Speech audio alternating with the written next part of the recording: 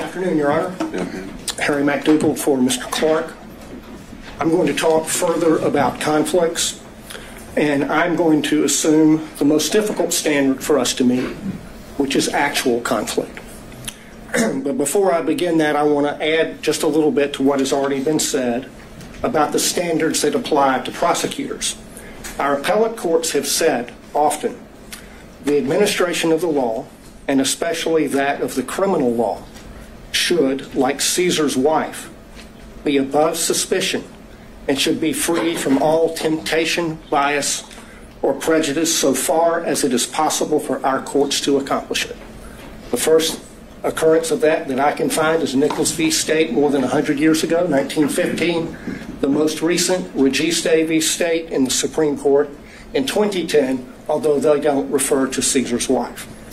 That requirement is also embedded in the prosecutor's statutory oath, 15-18-2, which requires impartially and without fear or favor discharge my duties as district attorney and take only my lawful compensation, so help me God. The general rule on conflicts of interest for lawyers is in Rule of Professional Conduct 1.7. And we all know, it's all drummed into us, that we cannot have a conflict of interest. And if we do, we have to withdraw or we will be disqualified. The basic idea is that a conflict of interest impairs the lawyer's independent professional judgment. That's the test of a conflict and whether it can be waived and whether it's disqualifying. And that conflict is not just financial. It can be any conflict that impairs your independent professional judgment, and you see that in McLaughlin v. Payne. The court asked what was a personal interest for purposes of disqualification. It's anything that impairs professional judgment. That's reflected in the ABA standards that were quoted by Mr. Merchant, which list the prosecutor's personal, political, financial, professional, business, property, or other interests or relationships. And that's really embedded in the prosecutor's oath to act impartially. And the earlier disqualification order by Judge McBurney was based on political interests, not financial. What my colleagues have described as forensic misconduct is also cognizable as a conflict of interest based on that footnote in Williams' case. The root of all of the problems that we see in this court right now is a conflict of interest arising from their individual personal interests in perpetuating and concealing their relationship. That's the original sin from which all of the other problems flow. There are 6 different actual conflicts of interest in this case, any one of which warrants disqualification, but collectively, practically compelling. First, the financial conflict that's already been covered. Second, the personal ambition, political ambition. Third, there's a dovetailed or complementary pattern of deceit and concealment of the relationship and the money. Fourth, the speech at the church. Fifth, the motion for protective order that the DA filed in Mr. Wade's divorce case. Sixth, the way the state has conducted the defense of this motion to disqualify, especially the hearing. On the financial piece, the court asked for a limiting principle and asked about materiality. The limiting principle is whatever impairs the independent professional judgment of the lawyer. That is applied routinely. We have a county code section that flatly prohibits gifts from contractors, period. We have, by analogy, the federal bribery statute, which has a threshold of $5,000, 18 U.S.C. 666.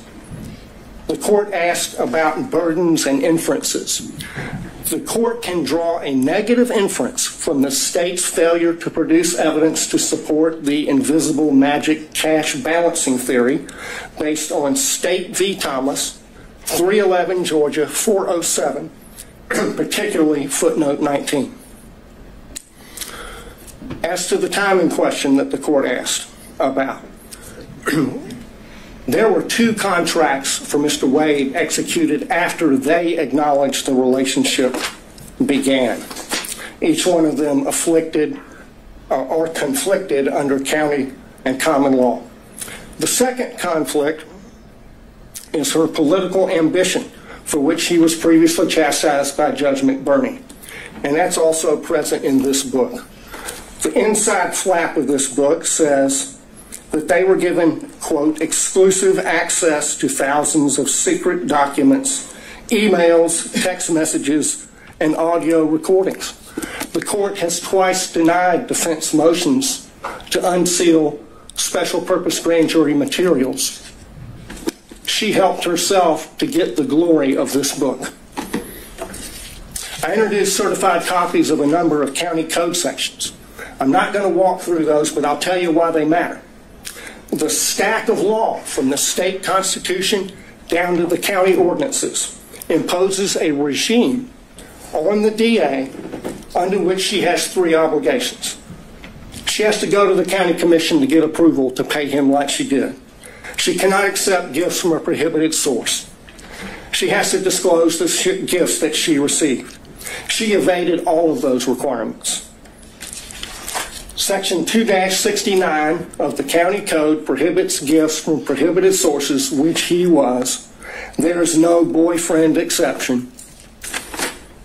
The disclosure forms, the evidence is sufficient for you to find that her disclosure form for 2022 is false, and that it is a false writing.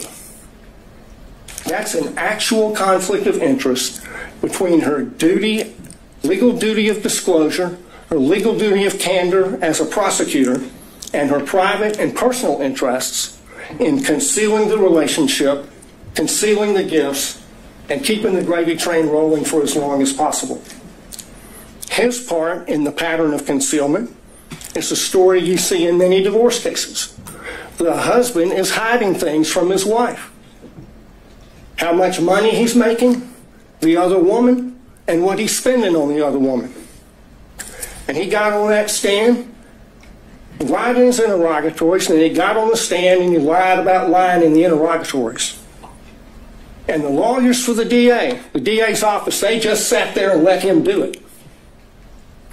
They did nothing to correct obviously perjured testimony. In and of itself, that warrants disqualification of every one of them. The reason they lied and covered it up was to avoid the trouble they're in right now. That served their personal interests to the detriment of their public duties as prosecutors.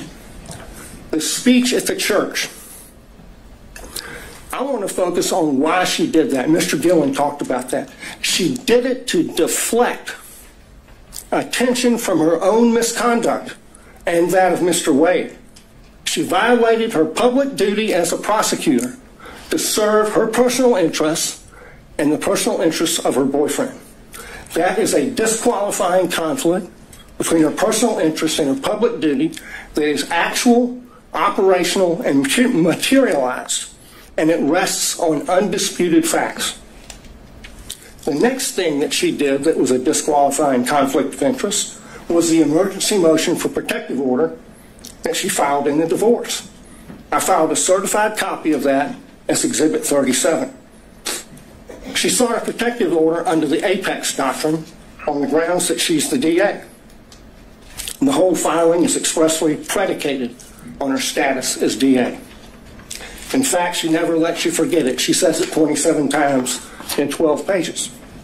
In that filing, speaking as DA, she said, the circumstances, quote, suggest that defendant Joycelyn Wade is using the legal process to harass and embarrass District Attorney Willis, and in doing so is obstructing and interfering with an ongoing criminal investigation. In the prayer for relief on page 11, she asked for 6 months to, quote, complete a review of the filings in the instant case, investigate and depose relevant witnesses with regard to the interference and obstruction this motion contends. There's no sugarcoating it. That's a clear violation of Rule of Professional Conduct 3.4H, which prohibits lawyers from making threats of criminal prosecution to gain advantage in a civil case. She abused her power, she abused her position to threaten her boyfriend's wife with criminal prosecution to gain advantage for herself and her boyfriend in her boyfriend's divorce. She violated her public duties not to make that kind of a threat in order to serve her private personal interests and those of Mr. Wade. Another actual operational conflict. The last category is the conduct of the defense of this hearing. There were a lot of objections made based on attorney-client privilege during Mr. Bradley's testimony. Most of those objections were made by the state. But the privilege being asserted does not belong to the state. It belongs to Mr. Wade.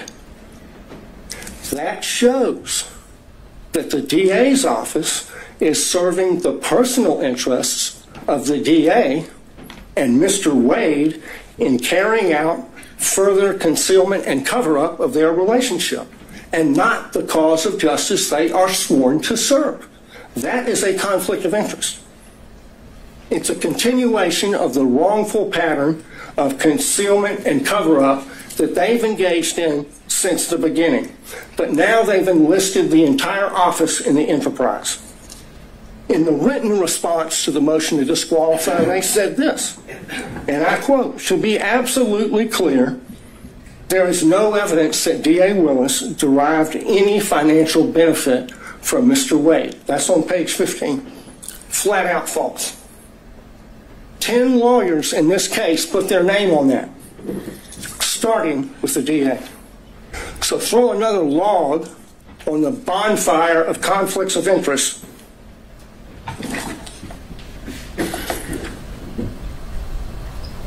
The problem here is the DA cannot distinguish between her personal interests and ambitions on the one hand and her public duties as a prosecutor on the other, and apparently neither can anyone else in their office.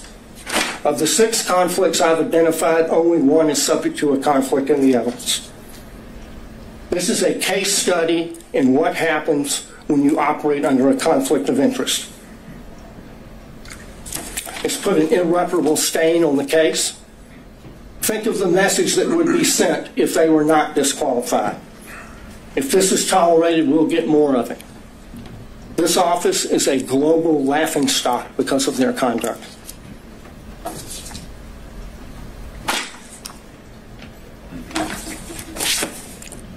They should be disqualified and the case should be dismissed. Your Honor, there's not much oxygen left in the room. We delineated the times based on the whole presentation. Would Your Honor consider some time for us in rebuttal? No.